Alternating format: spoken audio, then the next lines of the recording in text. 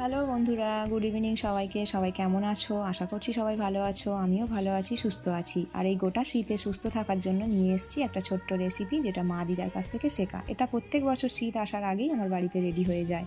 তো এই বছর একটু দেরি হয়ে গেছে, কেননা মেয়ের এক্সাম চলে এসছে। তো এক্সামের জন্য ব্যস্ত আছি, ফাইনাল এক্সাম বলে কথা। তো আজকে একটু ফ্রি ছিলাম, তাই দুপুরের দিকে রেডি করে নিচ্ছি আমার প্রিয় জিনিস চামন প্লাস। এমন আহামরি কিছু নয়, বাজারেও কিনতে পাওয়া যায়। তবে আমার সুবিধাই হয় ঘরে তৈরি করাটা, বেশ স্বাদও হয়, বেশ সুন্দরও হয় দোকানের থেকেও। তাই আমি প্রত্যেক বছর বাড়িতেই তৈরি করে নিই। তো তেমন কিছু না, এটার জন্য আমলকি নিয়েছিলাম। আমলকি আর খেজুরটাকে খুব ভালো করে ভাবিয়ে নিয়ে একটা পেস্ট তৈরি করে নিয়ে সেটাতে কড়াতে দিয়ে দিয়েছি। দেখো, কড়াতে জলটা মরে আসলে তারপর আমার পছন্দের কিছু মশলা আছে বাড়িতে, যেগুলো সবার বাড়িতেই পাওয়া যায়। তো সেই মশলাগুলোকে ভালো করে গুঁড়ো করে নিয়ে তৈরি হয়ে গেল আমার একটা মশলা।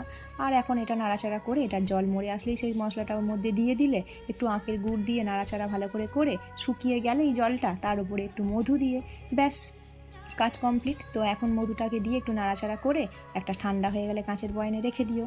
তো বাড়িতে সবাই ট্রাই করো, কিন্তু বাচ্চার জন্য খুবই উপকারী। আমার ভিডিওটা কেমন হলো জানিও সবাই, আর দেখাবে পরের ভিডিওতে। টাটা।